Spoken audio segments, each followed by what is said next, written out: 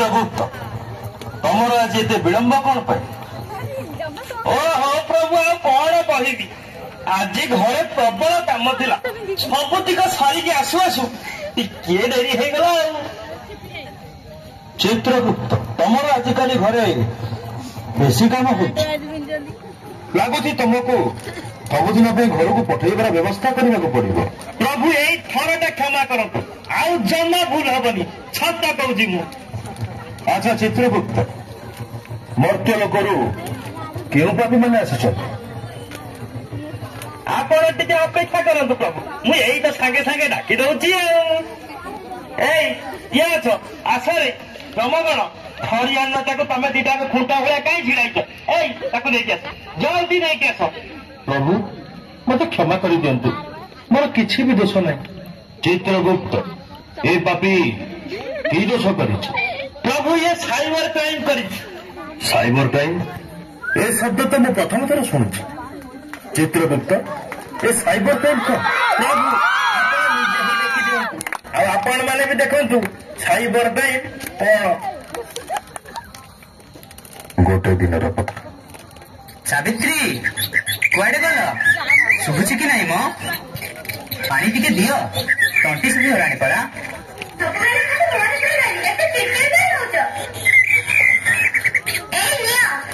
ହଁ ହଁ, ଖାଲି ମୋରି ଚିଡିଚିଡି ଦେଖା ହଉଛି।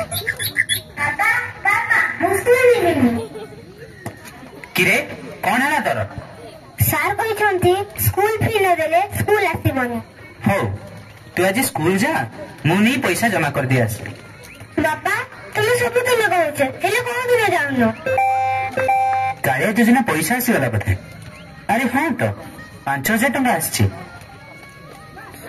ହଉ ବାବା, ମୁଁ ଆଜି ତ ପଇସା ଜମା କରିଦେଇ ଆସିବି।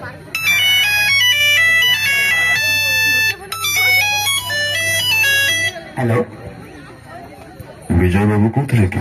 ହଁ, ହେଲେ ଆପଣ କିଏ? ଆମେ ଏୟାରଟେଲ ଅଫିସରୁ କହୁଥିଲୁ। ଆପଣଙ୍କର ଗୋଟେ ଲଟେରୀ ଲାଗିଛି। କି ଲଟେରୀ? ଆପଣଙ୍କର ନିଜର ଜମି ଅଛି? ହଁ ଅଛି। ତାହେଲେ ତ ଭଲ ହେଲା, ଆପଣଙ୍କ ଜମିରେ ଗୋଟେ ଏୟାରଟେଲ ଟାୱାର ଲାଗିବ। ହେଲେ ଏଥିରୁ ମୋର କଣ ଲାଭ? ଆପଣଙ୍କର ଲାଭ ହିଁ ଲାଭ। ଆପଣଙ୍କୁ ମାସକୁ 30,000 ଟଙ୍କା ମିଳିବ। ଆପଣଙ୍କ ପରିବାର ଜଣକୁ ଚାକିରି ବି ସେଥିରେ ମିଳିବ। ମାସକୁ ତାର ଦରମା 12,000 ଟଙ୍କା ବି ରହିବ। କଣ ଆପଣ ଏହାକୁ କରିବାକୁ ଚାହୁଁଛନ୍ତି? ଯଦି ଏତେ ସୁବିଧା ମିଳିବ ତାହେଲେ କିଏ ବା ନ କରିବ? ତାହେଲେ ଠିକ ଅଛି, ଆପଣଙ୍କର ଆଧାର କାର୍ଡର ଫଟୋ, ବ୍ୟାଙ୍କ ପାସବୁକ୍ ଫଟୋ, ନିଜର ପାସପୋର୍ଟ ସାଇଜ ଫଟୋ, ଏତିକି ଜିନିଷ ଆମ ନମ୍ବରକୁ ଟ୍ରାନ୍ସଫର କରନ୍ତୁ। ହେଲେ ବ୍ୟାଙ୍କ ପାସବୁକ୍ ଫଟୋ କାହିଁକି? ଆପଣଙ୍କ ଟ୍ରାଞ୍ଜାକ୍ସନ ପାଇଁ ଏହା ନିହାତି ଦରକାର। ଆଚ୍ଛା ହଉ, ମୁଁ ପଠଉଛି, ଆପଣ ଚେକ୍ କରନ୍ତୁ। ମୁଁ ପଠେଇ ଦେଇଛି। ଆଜ୍ଞା ହଁ, ଆସିଲା। ଆଚ୍ଛା, ଏବେ ଓଟିପି ନମ୍ବର ଆପଣଙ୍କ ପାଖେ ଗୋଟେ ଯିବ, ତାକୁ ଟିକେ ଦେବେ। ହଉ ଆଜ୍ଞା ଦଉଛି। ଆଜ୍ଞା ଦେଖନ୍ତୁ, ଗୋଟେ ଓଟିପି ନମ୍ବର ଗଲା, ଦେଲେ ଟିକେ। 296542। ଧନ୍ୟବାଦ ସାର୍, ଏବେ ଆମେ ରହିଲୁ। ଦେଖିଲ, ମୋ ଆକାଉଣ୍ଟରୁ କଣ ସବୁ ପଇସା କଟିଗଲା?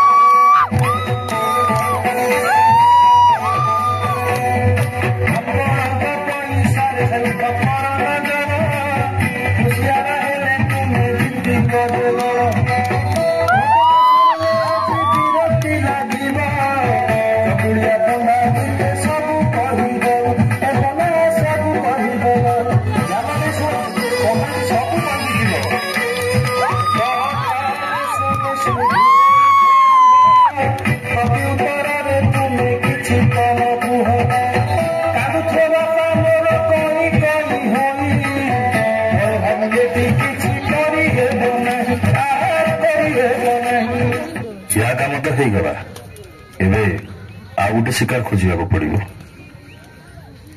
ଏଇ ସେ ଘର ଭିତରେ କଣ କରୁଛୁ? ପାଠ ପଢୁଛୁ ନା ଖାଲି ମୋବାଇଲ ଧରି ବସଛୁ? ହଁ ହଁ ମୁଁ ପାଠ ପଢୁଛି, ମତେ ଡିଷ୍ଟର୍ବ କରନା। ହ୍ୟାଲୋ, କାବ୍ୟା ମ୍ୟାଡାମ କହୁଥିଲେ? ଆପଣ କିଏ? ସେଇଟା ଜାଣିବା ଆପଣଙ୍କ ପାଇଁ ଜରୁରୀ ନୁହେଁ। ଆପଣଙ୍କୁ ମୁଁ କିଛି ଫଟୋ ପଠଉଛି, ଆପଣ ତାକୁ ଟିକେ ଥରେ ଦେଖନ୍ତୁ, ନିଶ୍ଚିତ ଆପଣଙ୍କୁ ଭଲ ଲାଗିବ। ହେ ଭଗବାନ, ଆପଣ ଫଟୋ କୋଉଠୁ ପାଇଲେ? ସେଇଟା ଜାଣିବା ଆପଣଙ୍କର ଦରକାର ନାହିଁ। ଏଇଟା ଭାବନ୍ତୁ, ଯଦି ଏ ଫଟୋକୁ ମୁଁ ସୋସିଆଲ ମିଡିଆରେ ଛାଡ଼ିଦିଏ ତାହେଲେ ନା ନା ଆପଣ ସେମିତି କରନ୍ତୁନି। ମୋ ପାଇଁ କିଛି ଅସମ୍ଭବ ନୁହେଁ କାବ୍ୟ ଅଛି। ମୁଁ କିଛି ବି କରିପାରେ। ହଁ, ଯଦି ଆପଣ ମୋ କଥାରେ ରାଜି ହୁଅନ୍ତି ହୁଏତ ମୁଁ ତାକୁ କାଟି ଦେଇପାରେ। ହଁ ଆପଣ କୁହନ୍ତୁ ମୁଁ କଣ କରିବି? ବେଶୀ କିଛି ନୁହେଁ କାବ୍ୟାଜୀ, ମାତ୍ର 20,000 ଟଙ୍କା। ଯଦି ମୋ ଆକାଉଣ୍ଟକୁ ଆସିଯାଏ ତାହେଲେ ହୁଏତ ମୁଁ ତାକୁ ଡିଲିଟ୍ କରିଦେଇପାରେ। ଏବେ ଆପଣଙ୍କ ହାତରେ କଥା। ପଇସା? ଏତେ ପଇସା ମୁଁ କୋଉଠୁ ଆଣିବି? ସେଇଟା ଆପଣଙ୍କ ପ୍ରୋବ୍ଲେମ କାବ୍ୟାଜୀ, ସେଥିରେ ମୋର କିଛି ଆଶା ନାହିଁ। ମତେ ତ ବାସ୍ ମୋ ଟଙ୍କା ଦରକାର। ମତେ କୁହନ୍ତୁ ମତେ ମିଳିବ କି ନାହିଁ? ନହେଲେ ଆପଣ ତ ଜାଣିଛନ୍ତି।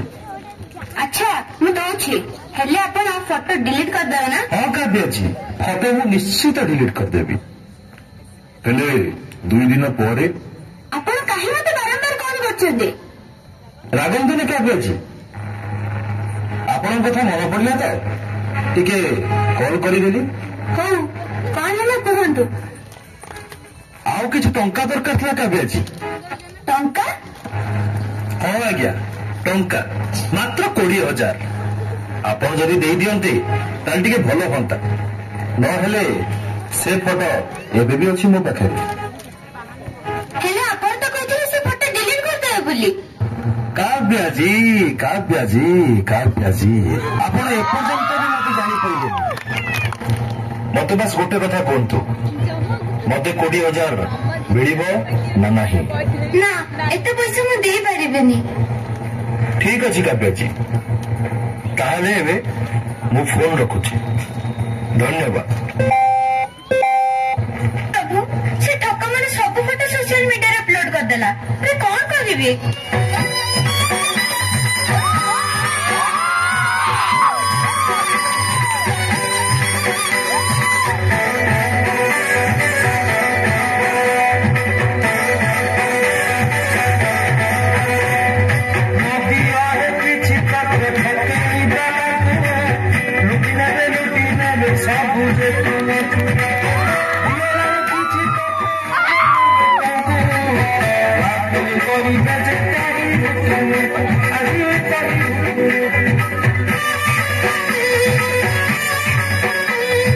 ଚିତ୍ରଗୁପ୍ତ, ଏପରି ପାପୀ ପାଇଁ ଆମର କି ଦଣ୍ଡର ବ୍ୟବସ୍ଥା ରହିଛି? ପ୍ରଭୁ ୟାକୁ ଯେତେ ଦଣ୍ଡ ଦେଲେ ବି କମ ହବ। ଗୋଟେ କାମ କଲେ ହବ ପ୍ରଭୁ। କଣ ଚିତ୍ରଗୁପ୍ତ? ପ୍ରଭୁ ଆକୁ ଯଦି ବାଲେଶ୍ୱର ପୋଲିସ ହାତରେ ହସ୍ତାନ୍ତର କରାଯାଏ ତାହେଲେ ଠିକ ହବ। ଏହା କିପରି ସମ୍ଭବ? ପ୍ରଭୁ ତାକୁ ଜୀବଦାନ ଦେଇ ଆଉ ଥରେ ବାଲେଶ୍ୱର ପଠେଇଦେଲେ ହବ। ଠିକ ଅଛି, ତାହେଲେ ଜମଗଣଙ୍କ ଦ୍ୱାରା ତାକୁ ପଠେଇ ବାଲେଶ୍ୱର ପୋଲିସଙ୍କ ହାତରେ ହସ୍ତାନ୍ତର କରିଦିଅ।